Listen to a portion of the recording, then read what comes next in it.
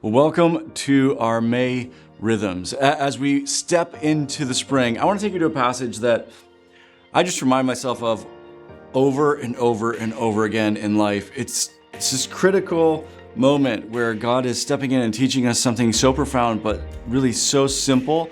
And there's two things that we see inside this passage that we have to keep in the forefront of our minds if we're going to experience the life that God created for us to experience. And this was actually something that I was taught constantly as a kid. My dad used to say to me, day after day after day, I don't think there was a week that went by that I didn't hear from my dad, even a fool seems wise if he keeps his mouth shut.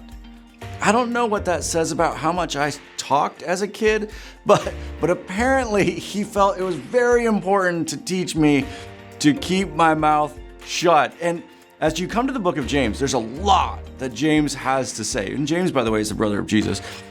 There's a lot that he has to say about controlling our tongues. But in the passage that we're going to go to, it talks about the connection of speaking and anger, or maybe the opposite, listening and anger. So listen to what it says. It says, understanding this, my dear brothers and sisters, you must all be quick to listen, slow to speak, and slow to get angry.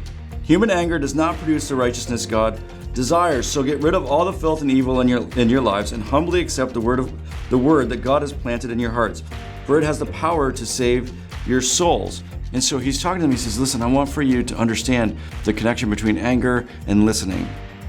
And we talk about this a lot in our premarital class, what it means to seek to understand. For so many of us, we don't really listen. We hear other people, we don't really listen to other people, and we're quick to speak. And because of that, we don't understand.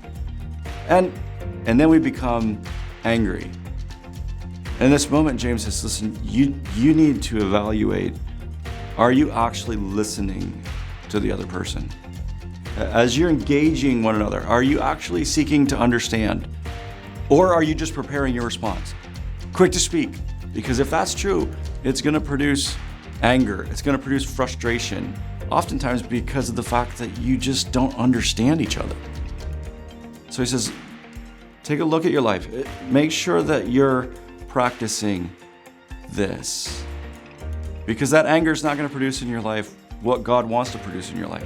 It's going to keep you from that. That frustration is going to keep you from that. And so as we move through this month, I just want us to remind ourselves of that over and over again. Okay, am I actually quick to listen? Or am I just waiting to speak, ready to speak, preparing to speak? And what's the fruit of that in my life? How am I seeing that frustration, anger show up? And how can we reverse that so that we can love those around us better, so that we can actually experience that righteousness that God has for us? Have a great month.